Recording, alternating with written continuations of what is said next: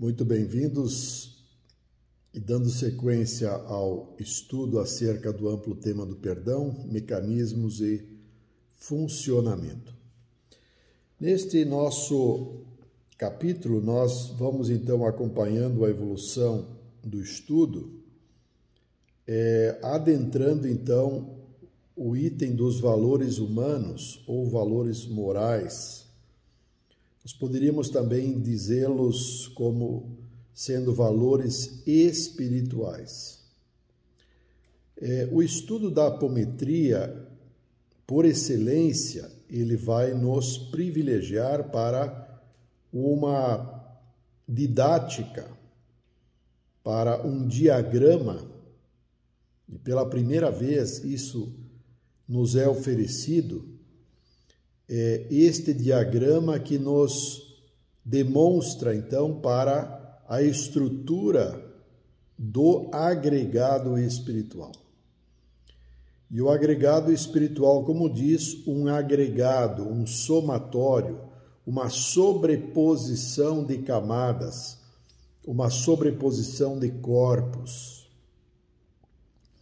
Assim, nós temos o nosso corpo físico, nós temos o nosso corpo astral, nós temos o nosso corpo mental. Basicamente, estes os três corpos nos quais nós, na nossa condição encarnatória, podemos inferir, podemos realizar procedimentos para mudanças no nosso conteúdo mental, por exemplo, mudanças no nosso conteúdo causal, o nosso corpo causal, o nosso corpo, então, já somático, o nosso corpo astral. E o corpo físico como esse nosso envoltório físico denso que reflete todo o nosso processo, então, toda a nossa caminhada evolutiva.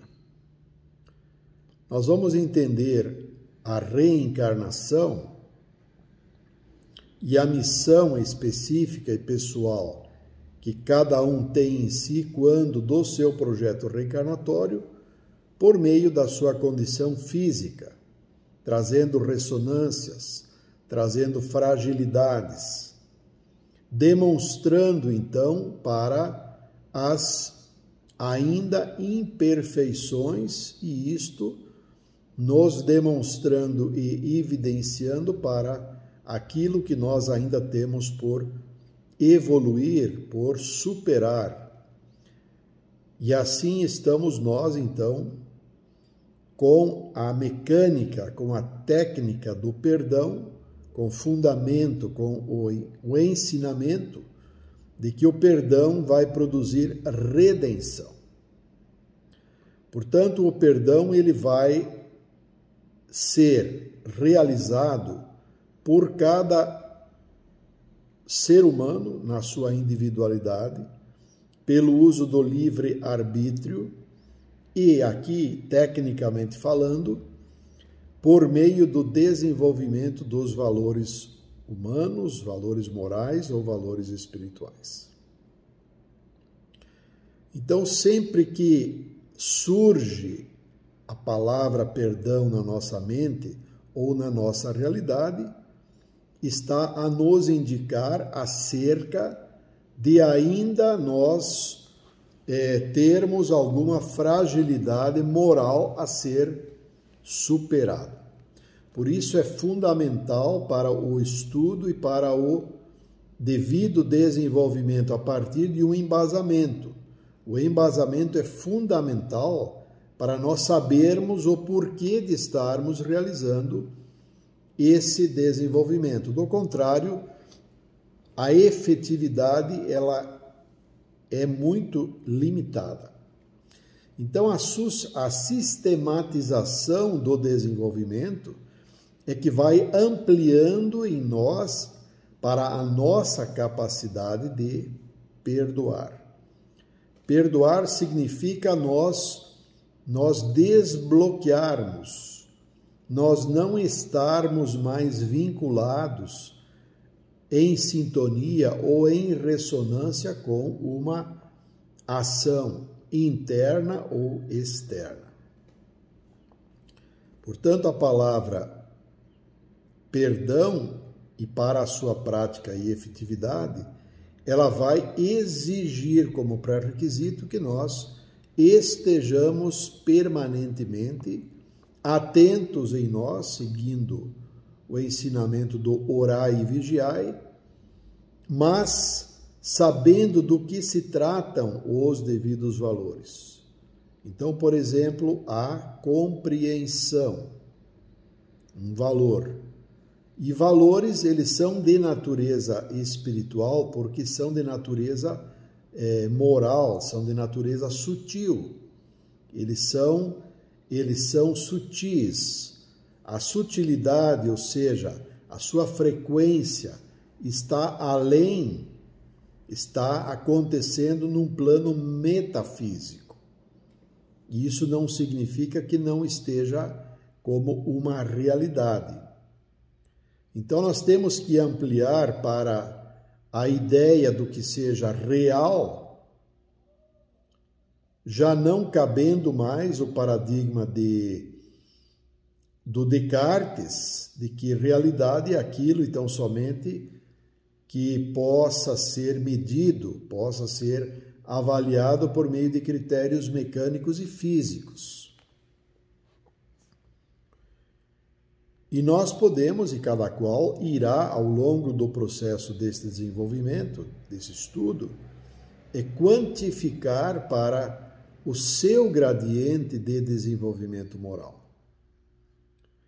E proporcional a este gradiente que nós estaremos ou estamos desenvolvidos relativamente com relação ao perdão. Então, o perdão é sinônimo de desenvolvermos aos valores morais em nós, ao nível da incondicionalidade, ou seja, ao nível de nós não gerarmos mais uma sintonia negativa, ao nível de nós não mais nos identificarmos.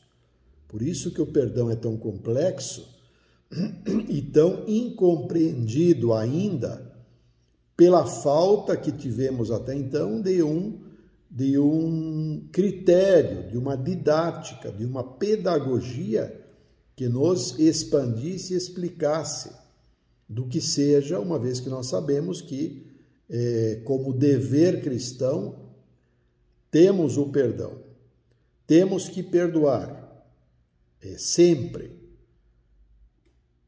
Agora, esse sempre, ele pode ser interpretado como tendo um limite, e esse limite está condicionado ao próprio desenvolvimento, ao nível de nós chegarmos um dia a um estágio em que nós não demandaremos mais de perdão. É quando nós estaremos evoluídos e com toda a certeza não mais necessitando de uma encarnação, de uma prova para a certificação de que aprendemos a lição, lapidamos em nós para alguma deficiência de natureza moral.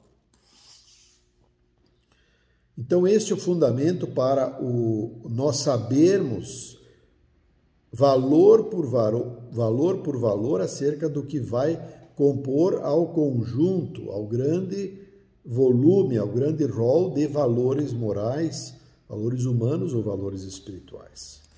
A compreensão, a paciência, a solidariedade, a honestidade, o equilíbrio, a calma mental, a calma emocional, a fraternidade, a caridade, a indulgência, a compaixão, a piedade, a gratidão, a humildade, a bondade.